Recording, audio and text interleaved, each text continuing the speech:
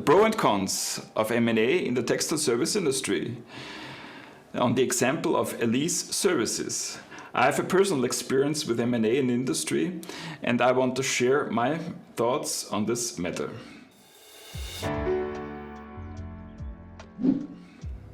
Hi, my name is Christian Wurzelball. I support the textile service industry with management training, know-how in textile service 4.0, and practical hints that you can implement right away. I've actually had two M&A experiences myself. The first was in 97 or 98, yeah, it was 97 or 98 actually, when I was the right hand of the CFO of FDR Services, and I was in the team to sell FDR Services to Tartan Textiles. And yeah, it was a very good experience to be on the other side of the M&A. And yeah, the rest is history. So Tartan Textile Services bought with much too much debt and too high price, and they went bankrupt, I think 2 or 3 years afterwards. And so as I understand, the Lüneburgs have bought 1 or 2 plants and are now again servicing the industry with FDR Services. And the second experience that I had was an opportunity to buy a colleague of mine in Austria. It was a smaller company, so we had at this time around 30 million in sales.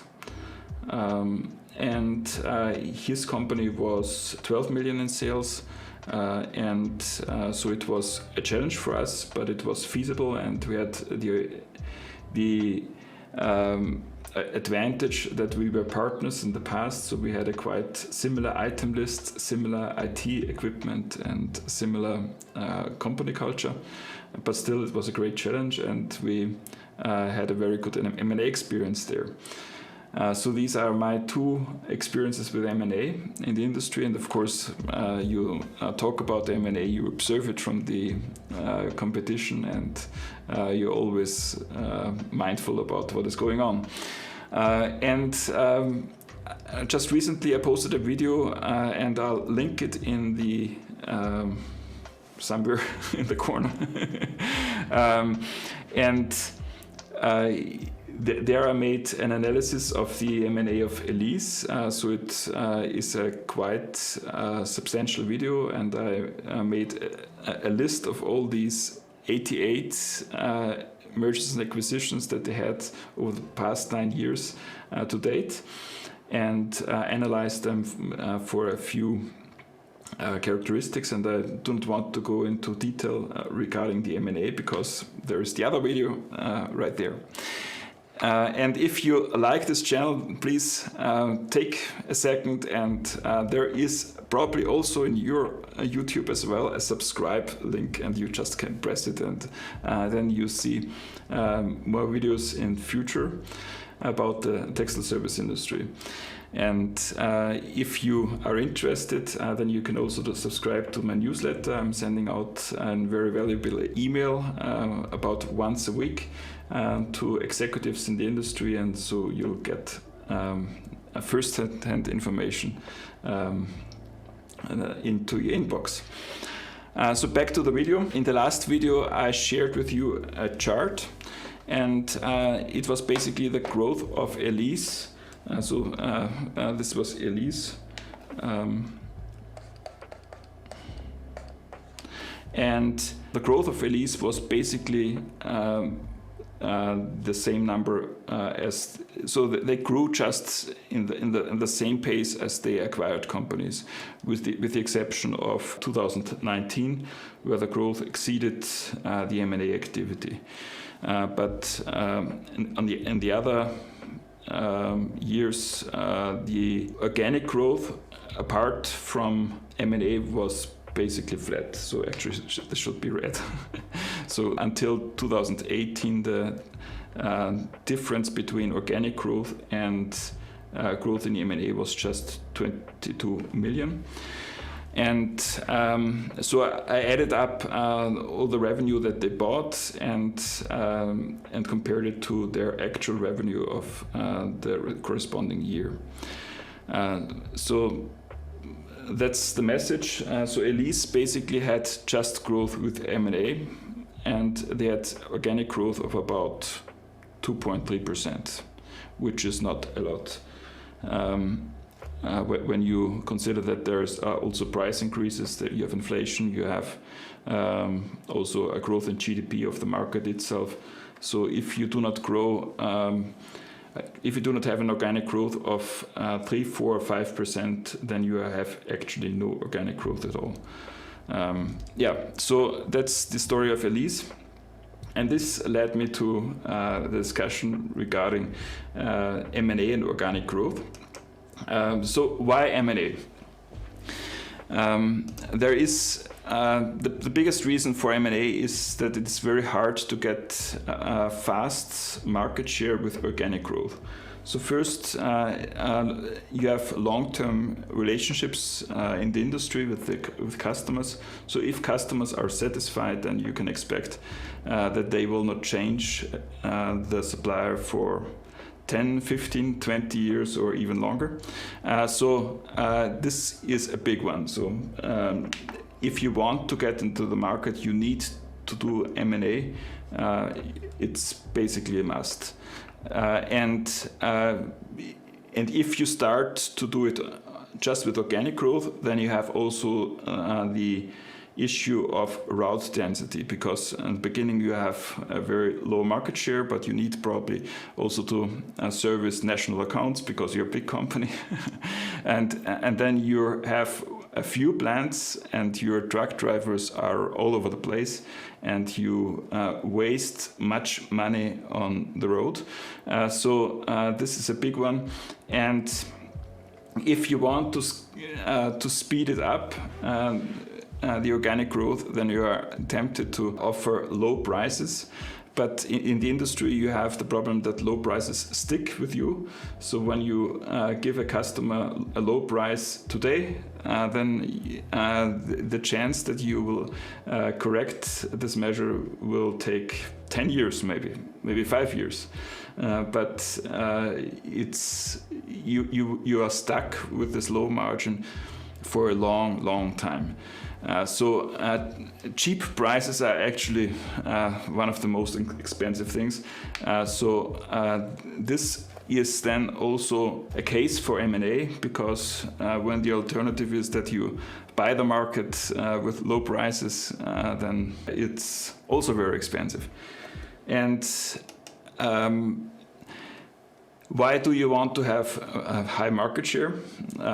Because on the one hand, there are national accounts. So when you are in the hospitality business, when you're in the healthcare business, and so on, there are hospital chains, there are hotel chains, and they make central purchasing decisions, and they make tenders for the whole nation.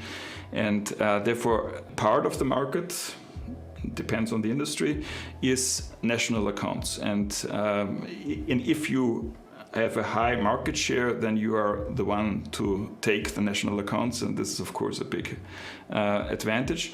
And on the other hand, you have also purchasing power. So especially when it comes to textiles, when it comes to chemicals, when it comes even to machinery, purchasing power makes a huge difference in the margins. And so purchasing power can help you a big time to be profitable. And then when you have a high market share, then you have economies of scale. So your plant has not just 5 tons a day or 10 tons a day, but you might have 100 tons, and a plant with 100 tons is much more efficient than a small plant. And you have also economies of density, as mentioned before, when you have very dense routes and you have many customers on one route, and you have many plants in the whole nation, then you have much less cost in distribution. So this is a big one, and of course there are synergies. You need to invest just once in IT software, for instance, and some other systems. So there is also economies of scale on the overhead. So that's basically the reason why you do M&A. So first, to get market share, not just wait 20 years to get it. And on the other hand, that market share makes also sense. But on the other hand, you have also challenges. So the challenges are that good companies are scarce. So there are not so many good companies around that you can buy. In every region you have a local hero, and if you do not buy this local hero, then you have a problem in this region. The issue is that he knows it as well. And he might have also a good margin because he is the local hero, so he has also economies of density, maybe even economies of scale. And this makes the price of the target very high.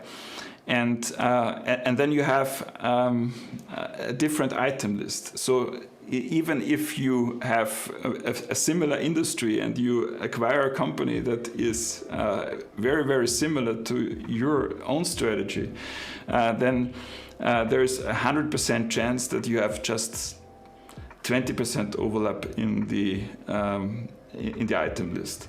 So, for instance, with flat linen, you might have an item list between 50 or 500 pieces in one plant. And you might have an overlap of just 10 or 100 pieces that you can really easily switch over. And this is actually a separate topic that I want to expand. You're basically not just between a rock and a hard place, you're even probably between a desert and a wasteland. So it's just bad choices that you are left with. So on the one hand, you have the option, you have a stock, you have a plant full of linen, so if it's rental. You have linen at the customer, so the value of the inventory is huge. So probably something like 30 to 50% of your whole balance sheet, of your whole assets are textiles. So you could, for instance, say, let's start all over. We have a different item list. Our item list is better. Just discard and sell off the items and replace it with new linen. But this is a real waste of value. So you have already paid a lot for the target, and then you would then discard all the linen. Nobody does it, not even Elis. So you have a huge loss of value. And then of course you have also customers that want, the question is whether they want your item list. But if they get new linen, then most probably they will be satisfied. But you cannot do it for every item. You can do it for smaller items, and you will do it for smaller items, but not for A items. And then you have the temptation to mix the items. So you have sheets in circulation, for instance, that have just a little bit of a different dimension than the sheets that you as a group have in circulation. And yeah, who cares? And you have the old items that you acquired with the company, and you have the new items that you buy all the time, and you just mix them. And this is basically a guarantee for customer dissatisfaction. So there might be 50% of the customer, maybe 70% of the customer that do not care. But I'm sure that about 30% of the customers do care, and they are pissed off because they get always something that they have not, that they cannot really handle. So they have to mix items is bad for customer satisfaction. Yeah, Okay, then you have the option to say, okay, these customers, they get the same linen as before, so they are used to it, and we ship these old items to these customers for the next few years. And then we have other customers that we either convert, we have new customers, and we convert these to our own item list.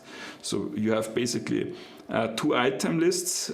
So the ones that you acquired and that is there for some time, and then you have customers that you just where you replace the items, which is not such a bad idea on the one hand, but the disadvantage is it takes really long.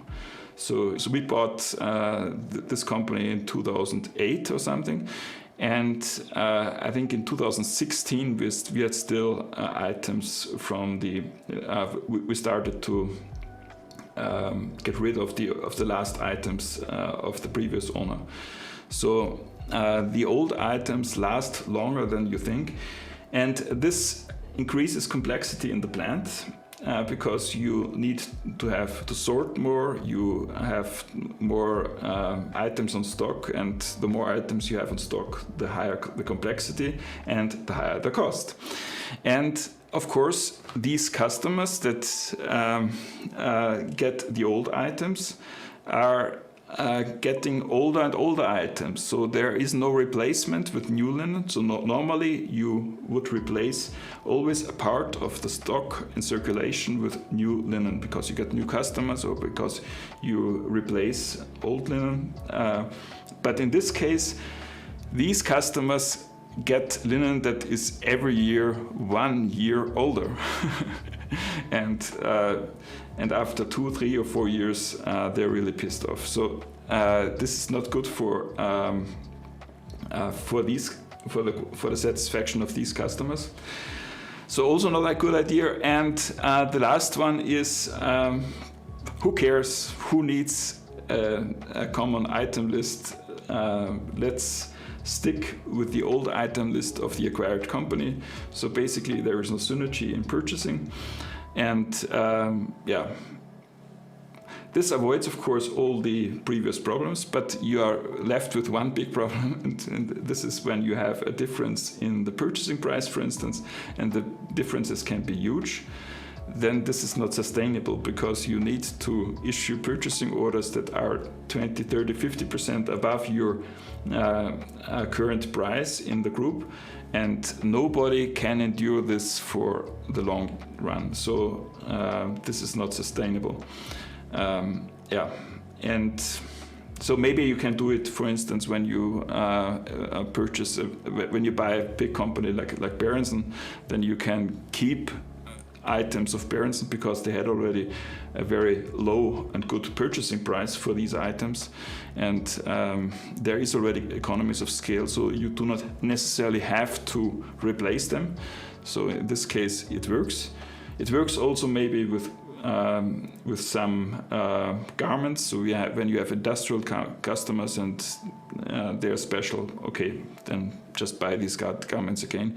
But when it comes to flat linen, it's really hard to stick to this strategy over the long term. So please post in the comment whether I have missed something, whether there is a solution that you could do where you can solve the problem that you have an inventory of linen that you need to replace with something else, and do this without losing much money and without dissatisfying customers. That's a huge one. Okay, as mentioned before, the company that we acquired was very similar to us, and we had probably just, I don't know, 30% items that were different, and it took us about 3 to 4 years to replace these items. So it was not such a big deal, but still it was something that we had to be very mindful, because on the one hand we wanted to standardize, and on the other hand we didn't want to lose customers. Yeah, I think we managed it well, so we lost next to no customer, but it was quite an effort, and we were not successful to harmonize all the item lists for a long time. Yeah, so that's a big one. And then back to this list. Then of course you have also different systems. You have different IT systems. You have different contract terms with your customers. So this, as I mentioned before, the customer relationships are very long term, and the terms of the contracts of the customer are not so easy to change. So you inherit basically the systems, how they order things, how you invoice, how you charge for losses and so on. And it's not so easy to change this immediately. It's not like in the retail business where you say, hi, there is a different name on the building and the item list is different. So that's not the case. And then, of course, company culture. This is a matter in any business, so I think that's just a placeholder, but company culture is essential in the industry, probably like in every industry. But when you lose the employees, then you lose everything. And actually, this was something that I was very mindful, so I was thinking then on how to make this M&A project successful. And my assumption was when I get the truck drivers on board, when I get the customer service people on board and the people in the office on board, then I have also the customers. So I cared about the top 10 customers myself, yes. But the other effort was just to be in the plant and to talk with the employees and to get the employees on board. So we had the closing at the end of June, and I was the whole summer down there and talking with employees and talking, of course, with the top 10 customers. But I knew when I have the team on board, then everything is fine. And this was actually a good decision. It worked well. Yeah, and then customer lose the relationship. So when you, as a multinational enterprise like Elis, like others, when you buy a family business, there is also a reason why people want to be serviced by a family business. One of the reasons is that you have an owner that makes decisions and who is in charge and who can make decisions very fast and who is very customer oriented. So when you as a hospital, when you as a big industry client talk with the owner of a laundry, then you can reach an agreement within a day, within a meeting, and this agreement is executed very fast. Yeah, and when you reach an agreement with a multinational, if you reach an agreement, then it takes long to materialize, because when the plant manager has to convince the regional director to have a new item on the list, takes forever.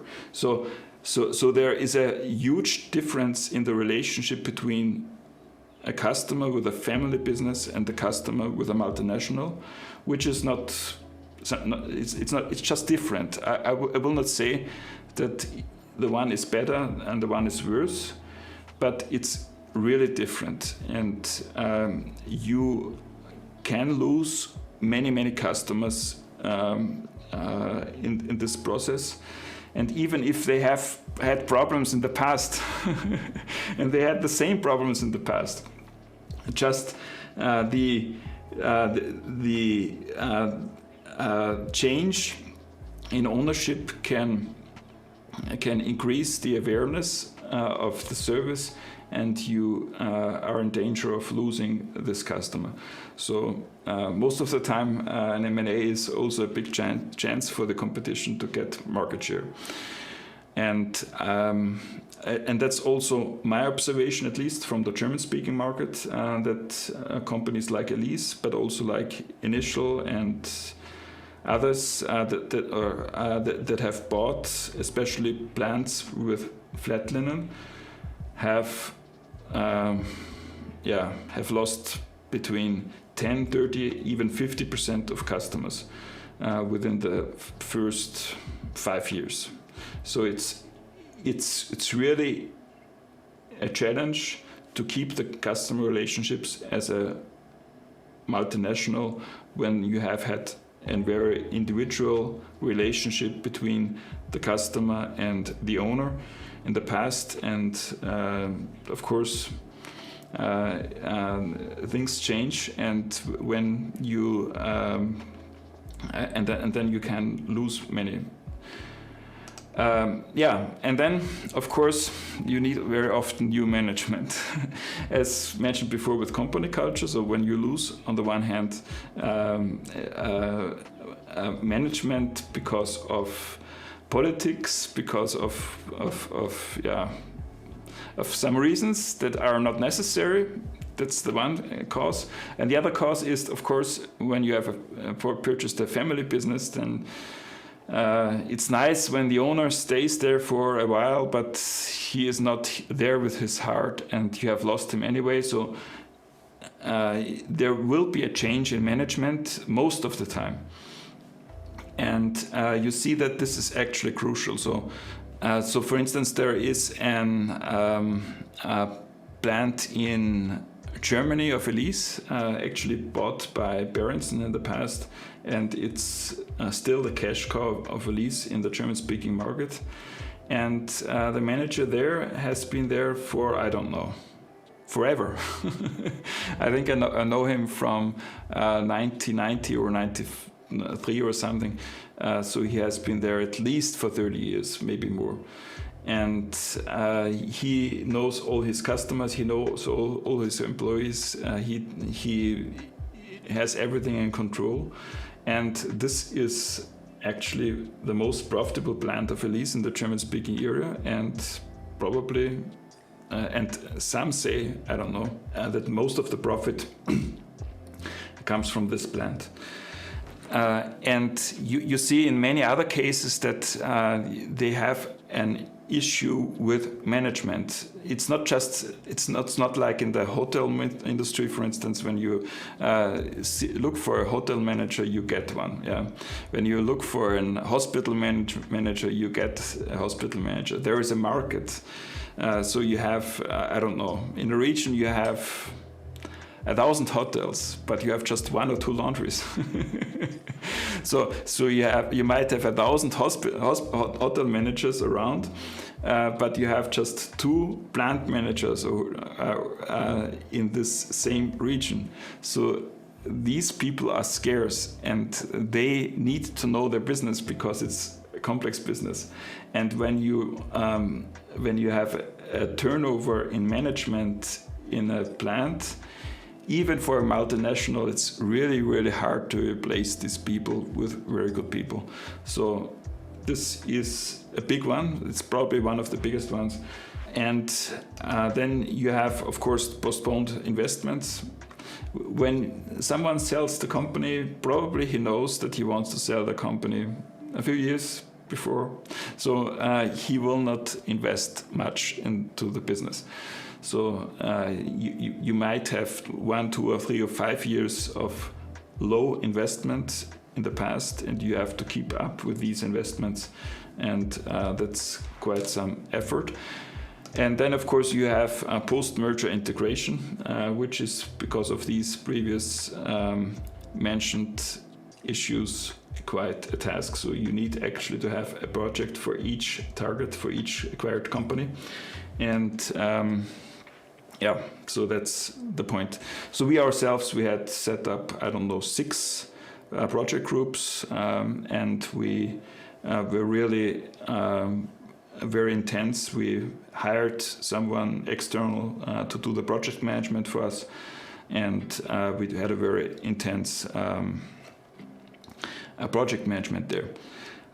So on the one hand, actually, most of these points are very, very important, and this is a huge difference. For instance, when one hotel group buys another hotel group, then it's much easier to integrate this group into your own group, because you do not have long-term contracts with your guests. It's easy to change the name. It's easier to get new management if you need one, and so it's much easier in other industries to do an M&A, and probably M&A in the laundry business is as hard as it is probably as it gets. Yeah. So, therefore, a comparison between M&A and organic growth. So M&A is necessary to get market share in a new market, of course, and I think there is a case for M&A. And the point is that it is expensive, as mentioned before, and you risk the loss of customers, especially when you have an issue with the post-merger integration project, and you have the risk of high complexity, especially from the item list, but also other things like systems and so on. And yeah, of course, post-merger integration is a huge thing. And on the other hand, you have organic growth, and this is basically the most healthy growth. A company that doesn't grow organically, there is something wrong. And if you have a good organic growth, this means, and a healthy organic growth, so this means that you have also charging prices that are healthy. Then this means that your products are good, that your service is up to date, that your customers are satisfied. So basically, this is the most important sign of health in a company. And it's also good because you have a 100% strategic fit. So on the one hand, it fits to your strategy. You do not acquire customers that you do not want, hopefully. So you get the right customers. You use your own items, unless you get pushed from your customer, but you will try to get your own item list, and you have your own systems in place, and this is very good. It is a growth with low complexity, and it's just improving your bottom line big time, because €1, $1 in organic growth is probably 30 cents, 40 cents in additional profit. But on the other hand, it's slow. So if you're really, really good, then you have 5%, 7%. Maybe you might have a year of 10%, but then you slow down again. But you will not be able to really consolidate the market in the short run. So consolidation of the market with organic growth takes a while. It's very healthy, but it's slow. And of course, if you want to push it, as mentioned before, then you have the risk of price competition. So when you tell your salespeople a target, 10% organic growth or 15%, then you might ruin also your margin, because, as mentioned before, the price is very sticky, and you will not be able to increase prices very easily. And of course, you piss off also your current customers when you get new customers with lower prices. So having organic growth with low prices is actually not a good idea. Yeah, so this leads me to the conclusion. So what's important regarding M&A? On the first hand, you need to win the employees. So that's the most important thing. I would say this is really number one. And if you have the employees on board, then you will also have your customers on board. And you need to integrate with care anyway, because otherwise you lose your employees. So actually, it's all about the employees and management.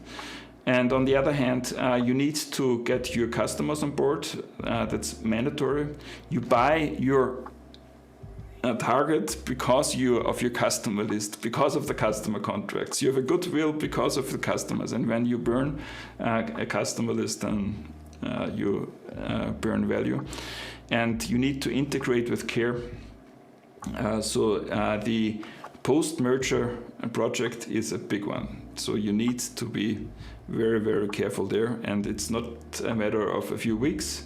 It takes years, the integration. And then, of course, this leads me then to the conclusion, fewer M&A, but maybe then bigger M&A is better than many small M&As. The point is, even a small M&A needs a post-merger project. It needs care, because these customers might have even a bigger relationship with the owner. So when you buy a company with 2 million or 5 million in revenue, the relationship with the owner, with the plant manager, is even much deeper. And they have much, they are used to local decisions and so on. So the post-merger integration of a small company might be even harder than of a big company. So that's also the point why I do not understand the M&A philosophy of Elis, because they are buying so many small companies as well. And I can understand why they bought Berentzen. I can understand why they bought many other big players in different markets. I can follow this, and I think this is also, to some extent, a good strategy. But buying so many small companies, I don't know. At least I do not understand it. And then, of course, M&A is no substitute for organic growth. And it's also no substitute for customer satisfaction. So you need to have organic growth, and organic growth needs to be at least 2 to 3% plus GDP growth.